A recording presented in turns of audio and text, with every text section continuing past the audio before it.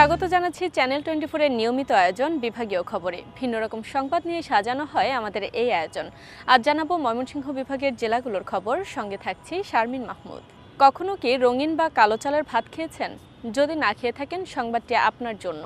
Cancer প্রতিরোধী রঙিন চালে রয়েছে নানা পুষ্টিগুণ, যা জানলে অবাক হবেন আপনি। টেবিলে সাজানো ভারী জাতের মুখরোচক সব খাবার আছে, রান্না করা খিচুড়ি, আর এই সব কিছুই তৈরি কালো চাল দিয়ে। দেশে কালো বা রঙিন চালের প্রচলন খুব একটা না থাকলেও সাম্প্রতিক সময়ে এই চাল নিয়ে আগ্রহ বাড়ছে মানুষের। বিষয়টি প্রাধান্য দিয়ে রঙিন চালের চাষ পদ্ধতি, ফলন ও পুষ্টিগুণ নিয়ে গবেষণা করেছেন বাংলাদেশ কৃষি বিশ্ববিদ্যালয়ের ফসল উদ্ভিদ বিজ্ঞান বিভাগের অধ্যাপক সুলাইমান আলী ফকির ও তার দল। যখন আমি বুঝতে পারলাম যে আমাদের ব্ল্যাক রাইস বা কালো চালের অনেক পুষ্টি এবং ঔষধি গুণ আছে, তখন এগুলো আমি দেশ বিদেশ থেকে বিভিন্ন জাত সংগ্রহ, সেগুলোর বাছাই, সেগুলোর পুষ্টিমান যাচাইকরণ এবং সেইগুলোর ঔষধি গুণ যা আছে সেগুলোকে আমি বোঝার চেষ্টা করলাম। এই সকল উদ্দেশ্য নিয়ে আমি 2021 সালে এটা মিনিস্ট্রি অফ এডুকেশন একটা ফান্ড পেয়ে আমি এই গবেষণাতে উদ্বুদ্ধ হই। এই চালে প্রচুর পরিমাণে প্রোটিন, আঁশ, আয়রন এবং ভিটামিন বি পাওয়া যায়। আছে অ্যান্থোসায়ানিন নামক শক্তিশালী অ্যান্টিঅক্সিডেন্ট উপাদান, যা ডায়াবেটিক, উচ্চ রক্তচাপের ঝুঁকি এবং কোলেস্টেরল নিয়ন্ত্রণে সহায়তা করে।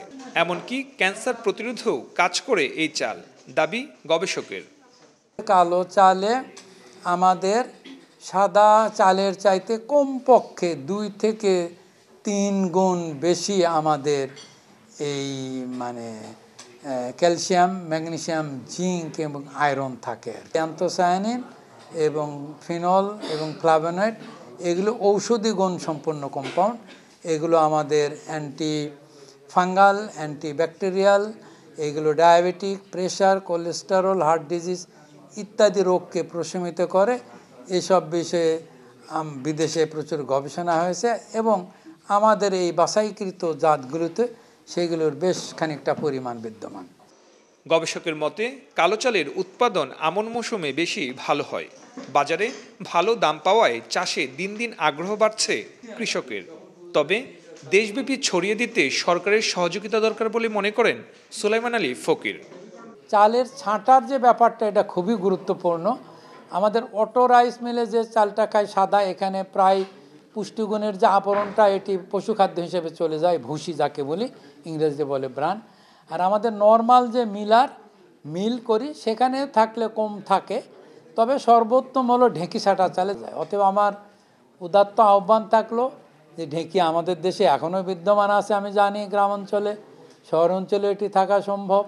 অতএব ঢেঁকি ছাঁটা চালে এবং বিশেষভাবে প্রস্তুতকৃত তৈরিকৃত মেশিনেও এটি মিলিং করলে আমাদের এই লাল কালো আবরণযুক্ত যে খোসা সেটি থাকা সম্ভব। 3 বছরের গবেষণায় গবেষক দলে আরও যুক্ত ছিলেন একই বিভাগের অধ্যাপক আলমগীর হোসেন, স্নাতকোত্তর শিক্ষার্থী জান্নাতুল ফেরদৌস ও সাগরিকা খাতুন। সুলতান মাহমুদ কনিক, চ্যানেল 24, ময়মনসিংহ। পিছিয়ে পড়া নারীদের নিয়ে কাজ করছেন নেত্রকোনার হুসনে আরা। তাদের অর্থনৈতিক উন্নয়নে ভাঙাচোরা একটি ঘরে সেলাই প্রশিক্ষণ শুরু করে আজ তা নির্ভরতার মাধ্যম হয়ে দাঁড়িয়েছে। তাদের এই প্রশিক্ষণ সেন্টারটি বহু নারী পুরুষের অনুপ্রেরণার গল্প। হুসনে আরা বেগম নারী অগ্রযাত্রার কথা মাথায় নিয়ে শুরু করেন রূপালী মহিলা উন্নয়ন সংস্থা নামে একটি সংগঠন। এক যুগেরও বেশি সময় ধরে নানা ঘাত প্রতিঘাত উপেক্ষা করে নারীদের স্বাবলম্বী করেছেন তিনি। 2টি সেলাই মেশিন দিয়ে শুরু করা প্রতিষ্ঠানটি বর্তমানে 3000-এরও বেশি নারীদের সেলাই, ব্লক, বাটিক, নকশিকাঁথা, বুটিক্স সহ নানা রকম হাতের কাজে প্রশিক্ষণ দিচ্ছে।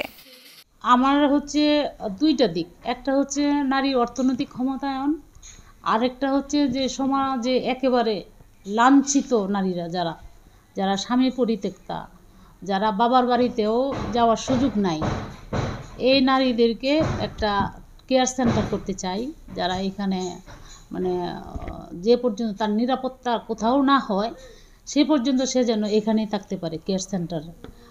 আর ট্রেনিং সেন্টারটা যে আমি করব যারা শিক্ষিত মেয়েরা আছে, যারা বিত্তশালী, তারা প্রশিক্ষণ করবে টাকা দিয়ে, কারণ যেহেতু ট্রেনার থাকবে তাদেরকে বেতন দিতে হবে। তার খরচটা বাদ দিয়ে যে টাকাটা থাকবে সেই টাকাটা দিয়ে আমি কেয়ার সেন্টারটা চালানোর আমার ইচ্ছা। বর্তমানে প্রতিষ্ঠানটিতে কাজ করছেন 6 জন নারী। পড়াশোনা আর সংসারের কাজের পাশাপাশি পার্ট টাইম চাকরি করে আর্থিকভাবে সচ্ছল হয়েছেন অনেকেই। এখান থেকে প্রশিক্ষণ নিয়ে কেউ কেউ আবার হয়েছেন উদ্যোক্তা। এখন যেহেতু মোটামুটি সফল, সব জায়গায় আর কি আমার কথার গুরুত্ব থাকে। বিভিন্ন সালিশে আমি অংশগ্রহণ করি।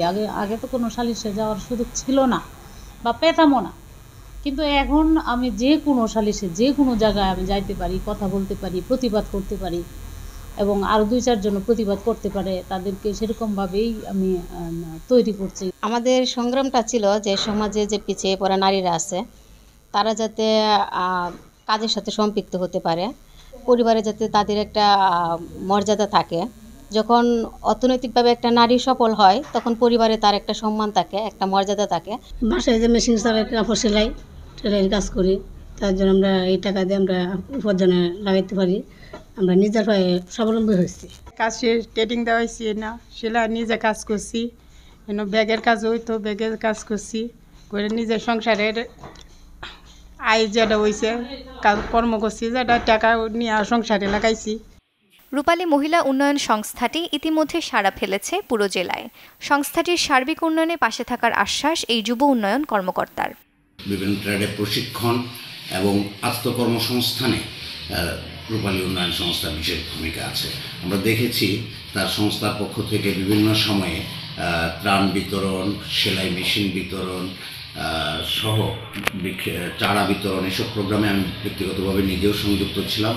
এছাড়া নারীদের বিভিন্ন প্রশিক্ষণ যুব উন্নয়নের সাথে যৌথভাবে ইতিমধ্যে সম্পাদন করেছে এবং তাদের কর্মসংস্থানেও সে ভূমিকা রাখছে। রূপালী মহিলা উন্নয়ন সংস্থার হুসনে আরার এমন কাজ হাজারো পিছিয়ে পড়া নারীদের অনুপ্রেরণার গল্প হতে পারে। Desk report, channel 24। 15 বছর ধরে ময়মনসিংহের হালুয়াঘাট ও ধোবাউড়ায় অসহায় মানুষকে বিনামূল্যে চোখের ছানি অপারেশন করে দিচ্ছে ওমর ফাউন্ডেশন। এ পর্যন্ত 5000 মানুষকে চোখের ছানি অপারেশন এবং 50,000 মানুষকে চোখের চিকিৎসা দিয়েছে ফাউন্ডেশনটি। ময়মনসিংহের ধোবাউড়া এলাকার ষাটোর্ধ্ব কৃষক আহমদ আলী কৃষিকাজ করতে গিয়ে চোখে ঝাপসা দেখার কারণে 5 বছর আগে ওমর ফাউন্ডেশনের সহযোগিতায় বা চোখের ছানি অপারেশন করান। এখন আবারও এসেছেন ডান চোখের সমস্যায় চিকিৎসা নিতে।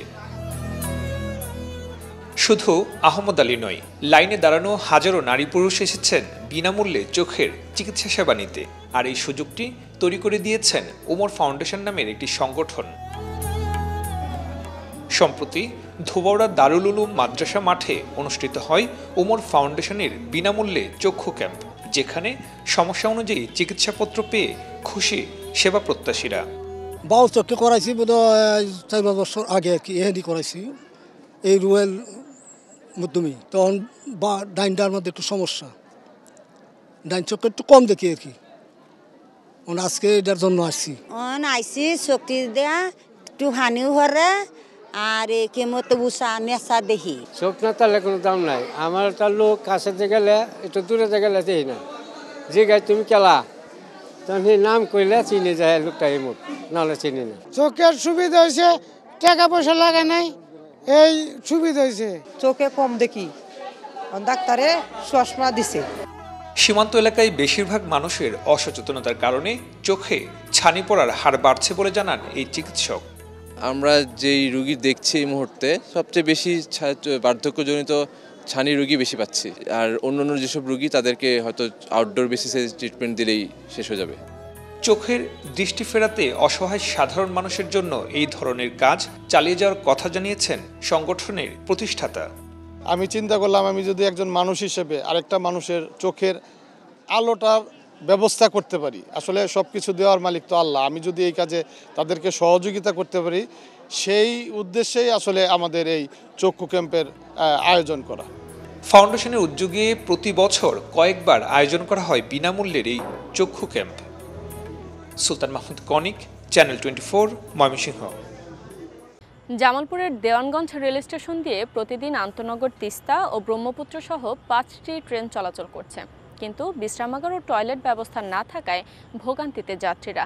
তাই নির্মাণাধীন ভবনের কাজ শেষ করতে কর্তৃপক্ষের কাছে আবেদন জানিয়েছেন স্থানীয়রা। অস্থায়ী টিনের ঘর, যেখানে টিকিট কাটা থেকে শুরু করে চলছে স্টেশনের যাবতীয় কার্যক্রম। এই বেহাল চিত্র জামালপুরের দেওয়ানগঞ্জ রেল স্টেশনের। 2021 সালে নতুন স্টেশন নির্মাণের প্রতিশ্রুতি দিয়ে স্টেশনের পুরনো ভবন ভেঙে ফেলা হয়, কিন্তু নকশা জটিলতায় প্রায় 4 বছর পেরিয়ে গেলেও শুরু হয়নি কোনো কাজ। আমরা প্রায় 4 বছর যাবৎ এই ভাঙ্গা ঘরে কাজ করতেছি। এখানে কাজ করার মতন কোনো পরিবেশ নাই, টিকিট কাউন্টারে টিকিট বিক্রি করারও তেমন পরিবেশ নাই। আমরা নিরাপত্তাহীনতায় ভুগতেছি এবং যাত্রী সেবা থেকেও যাত্রীরা বঞ্চিত হতেছে। যাত্রীদের জন্য বিশ্রামাগার, টয়লেট কোনো কিছুই নেই স্টেশনটিতে। 2টি আন্তনগর ট্রেন সহ কয়েকটি লোকাল ট্রেনের টিকিট বিক্রির অর্থ এবং মূল্যবান টিকিট অরক্ষিত অবস্থায় রাখা হয় সেই টিনের ঘরেই। এই দেওয়ানগঞ্জবাসীর জন্য এটা একটা দুর্ভোগেরই ব্যাপার। অনেক দিন থেকে স্টেশনটা ভাঙা অবস্থায় পড়ে আছে, ঠিকাদারের কোনো খোঁজখবর নাই, কাজবাজ করতেছে না, ফলায় রাখছে। মানুষের দুর্ভোগের কোনো শেষ নাই।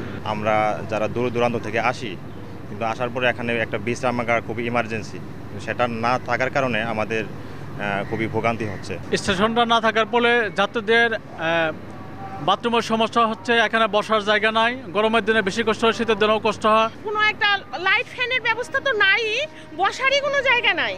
অনেক মন্ত্রী মিনিস্টার খালি আসলো আর গেল, কেউ কোনো সংস্কারের ব্যবস্থা করলো না। এখানে টয়লেট নেই, এখানে বিশ্রামাগার নেই, এখানে স্টেশনের লাখ লাখ টাকার টিকিট সামগ্রী এখানে রাখা হয়, যেটা নিরাপত্তাহীনতায় তারা ভুগছে। তো আমরা আশা করি সংশ্লিষ্ট কর্তৃপক্ষ অতি দ্রুত এই স্টেশনটির দিকে সুদৃষ্টি দিবেন। রেলওয়ে সংশ্লিষ্টের মতে নতুন নকশা অনুমোদিত হলে টেন্ডার প্রক্রিয়া শুরু হবে। যেটা আমাদের স্টেশন প্ল্যাটফর্মের সাথে স্টেশন বিল্ডিং এর একটা টেন্ডার হয়েছিল, ওই স্টেশন বিল্ডিং এর ডিজাইনটা রিভিউ করার জন্য দিয়েছে। রিভিউ সম্পন্ন হলে দেন এটা কাজ হবে। দেওয়ানগঞ্জ রেল স্টেশন দেশের প্রাচীনতম রেল স্টেশনগুলোর একটি। দ্রুত সময়ের মধ্যে স্টেশনটির নির্মাণ কাজ শুরু করার দাবি সবার। Desk report, channel 24। শেরপুরের 9 কৃষক মিলে গড়ে তুলেছেন নয়নাভিরাম সূর্যমুখী ফুলের বাগান। তবে দর্শনার্থীদের ভিড়ে প্রতিনিয়তই নষ্ট হচ্ছে বাগান। তাই ভিন্ন রকম এক উদ্যোগ নিয়েছেন উদ্যোক্তারা। গাছ বা ফুল ছিঁড়লেই গুনতে হবে 200 টাকা জরিমানা। এ যেন সূর্য নেমেছে সবুজের মাঠে, আর তাই দেখতে রীতিমতো ঢল উৎসুক মানুষের। 50 টাকার টিকিট কেটে কেউ তুলছেন ছবি, কেউ বানাচ্ছেন ভিডিও। আমি আজকে জাস্ট সকালবেলা শুনলাম, তো বিকালবেলা চলে আসছি দেখার জন্য। আমরা সবাই জাস্ট এনজয় করছি। শেরপুরের 9 কৃষকের গড়ে তোলা সূর্যমুখী বাগান এখন রূপ নিয়েছে কৃষি পর্যটনে। উৎসুক মানুষদের ঢল সামলাতে রাখা হয়েছে পাহারাদার। জেলাটা অনেক সুন্দর, আমাদের শেরপুরে এরকম উদ্যোগ দেখে অনেক ভালো লাগছে। আমরা পরিবারের সাথে এখানে ঘুরতে আসছি সবাই মিলে। সূর্যমুখীর বাগানে ঢুকতে গুনতে হচ্ছে টাকা, কাটতে হচ্ছে টিকিট। গাছ ভাঙলে বা ফুল ছিঁড়লেও দিতে হচ্ছে জরিমানা। এখানে আসার সময় দেখলাম এখানে টিকিটের ব্যবস্থা করা হয়েছে, যদিও টিকিটের ব্যবস্থাটা মেবি বেশি মানুষ হবে এই জন্য করা। এখানে এসে ফুলগুলো ছিঁড়ে সৌন্দর্য নষ্ট না করে আমরা যদি এইভাবে উপভোগ করি, তাহলে আমার কাছে মনে হয় যে অনেক ভালো লাগবে সবার কাছে। শেরপুর শহরের পাশ দিয়ে বয়ে যাওয়া মৃগী নদীর পাড়েই 5 একর জমিতে করা হয়েছে সূর্যমুখীর বাগান। সকাল থেকে সন্ধ্যা পর্যন্ত ফুলের সৌন্দর্য উপভোগ করতে আসছেন শত শত দর্শনার্থী। ভাইরাল হয়ে গেছে এরকম টাইপ কিছু একটা, এই জন্যই সবাই জানে, তো আমরা ওইভাবেই আর কি আসছি। সোশ্যাল মিডিয়ায় আমরা দেখছিলাম, তার থেকে বাস্তবে আরো অনেক সুন্দর, অনেক সুন্দর, অনেক সুন্দর। কালকে আমাদের বিবাহ হয়েছে, আজকে আমাদের রিসেপশন। তো এখানে ভাবলাম জায়গাটা দেখছি ফেসবুকে স্ক্রল করতে, অনেক সুন্দর একটা জায়গা, যার জন্য কিছু ফটোশুটের জন্য আসছি। দর্শনার্থীর ভিড় বাড়ার সুযোগে টিকিট বিক্রি করে দিনে 5 থেকে 6 হাজার টাকা আয় করছেন বাগানের উদ্যোক্তারা। পাশে বসেছে ফুচকা চটপটির দোকান। এই প্রথম আসলাম, অনেক ভালো লাগছে। আর টিকিট ব্যবস্থা করা উচিত, কারণ তাদের পরিশ্রম হয়েছে, টাকা পয়সা লাগছে বাগানটি করতে। অনেক সুন্দর, 50 টাকার বিনিময়ে এত সুন্দর দৃশ্য উপভোগ করা আসলেই ভালো, খুবই ভালো লাগতেছে। তবে বিষয়টা হচ্ছে এখানে আরেকটু ভালো উদ্যোগ নিলে ভালো হতো। চতুর্দিকে একটা বেষ্টনী থাকলে হয়তো অবশ্যই ভালো হতো।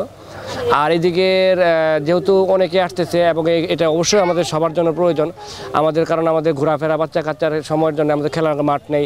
তারা হয়তো এই সময়টা এই জায়গায় আসলে তাদের একটা বিকাশ হবে, মানসিকভাবে বিকাশ হবে। শুধু সৌন্দর্য নয়, দেশের ভোজ্য তেলের চাহিদা মেটাতেও এই ফুলের চাষ গুরুত্বপূর্ণ। কম পরিশ্রম আর স্বল্প সময়ে ফসল তুলতে পেরে খুশি কৃষকরা।